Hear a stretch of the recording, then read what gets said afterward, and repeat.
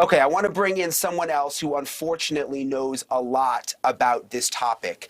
Tyler Perino was a survivor of hazing rituals. There's a lot of them out there. While at Miami University, he says that he was beaten and forced to drink alcohol until he blacked out as a Delta pledge. First of all, Tyler, we just heard that awful story that happened with Danny. Tell us what happened to you.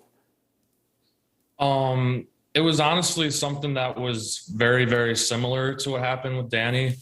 My night, which kind of made everything to what it is now, happened on the Big Brother reveal night. And it was just kind of like the same atmosphere. I remember watching a lot of the video footage with Danny's case, and he was in that big room with a bunch of what looked like upperclassmen feeding him alcohol and just kind of making him do things that they wanted him to do. And that was kind of what happened to me as well. And I also was hazed with alcohol. I was physically beaten with paddles, and just kind of just degraded both physically and mentally. So when you say alcohol, did they force you to drink an entire bottle of alcohol? Do you remember what it was? Yeah, it was a whole normal fifth of Crown Royal, and their kind of excuse to make me drink all of it was that it was tradition of like the family that I was going to be a part of. So that's kind of how they presented it towards me and kind of got me to do that. So. And so when they're telling you to do this, what's going through your mind? What's driving you to not say, wait a minute, this could hurt me? Yeah, so for me at least, I was a transfer student joining an organization there. And the thought in my mind going through the whole pledging process was, even though at some points it was really, really terrible and I wanted to leave or I wanted to not be a part of it, I kind of thought the fraternity was like really the only thing that I had there because I was new on a very, very large college campus in a campus that has a really crazy nightlife. And I just wanted something to be able to do there. And even though some of the hazing was way too much, and I definitely wish I didn't put up with it, it was kind of the whole power and control aspect of wanting to be a part of something and kind of wanting to fit in. So.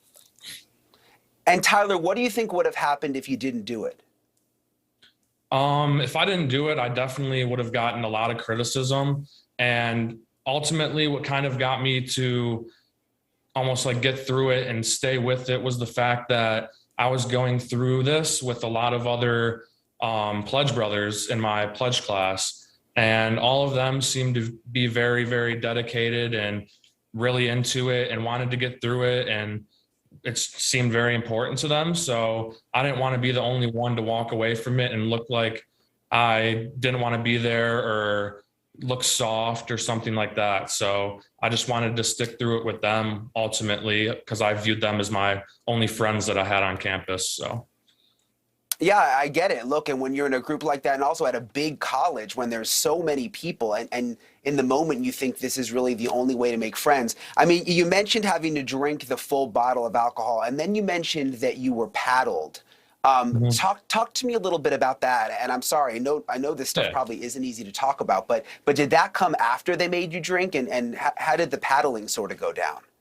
Yeah, so it was kind of I was walked into a room blindfolded, and then I kind of I was like put on a wall, and my hands were on the wall, and I was still blindfolded, and I got paddled about a minute or two after that, and obviously that didn't really feel good at all. A lot of excruciating pain right off the bat, and kind of their whole way of doing things was they presented me the alcohol and made us play games called Chug Until You Puke, where I would drink the bottle of liquor straight out of the bottle until I would throw up. And that obviously made me very intoxicated very quickly. And they were able to get easy answers from me because of the intoxication. They were able to kind of almost coerce me into these types of acts, whereas I feel as if I was sober, I definitely wouldn't have let them do this, or at least put up some sort of fight. So I feel like that was their kind of plan for the whole thing. Yeah, I mean, it almost sounds like torture, Tyler, when you describe being blindfolded up against a wall and essentially beaten. As someone who has gone through this, how do you think we fix this? Because look, this is not being reported overall. I mean, most guys are embarrassed to talk about it. I've got friends, I've been talking about it all day with my friends, and I didn't even know some of them had gone through this. People don't want to talk about it. So it's happening more than we know. How do you think we fix it? My thing is, I feel it's almost in the hands of both the people who are involved in these organizations, as well as people who have the ability to change laws or enforce laws. So, and just lastly, real quick, Tyler, how did it all play out for you? Did you end up quitting the frat? Did you stay in? What was the experience like after you went through this? Yeah, so I ended up quitting the fraternity right after that incident happened.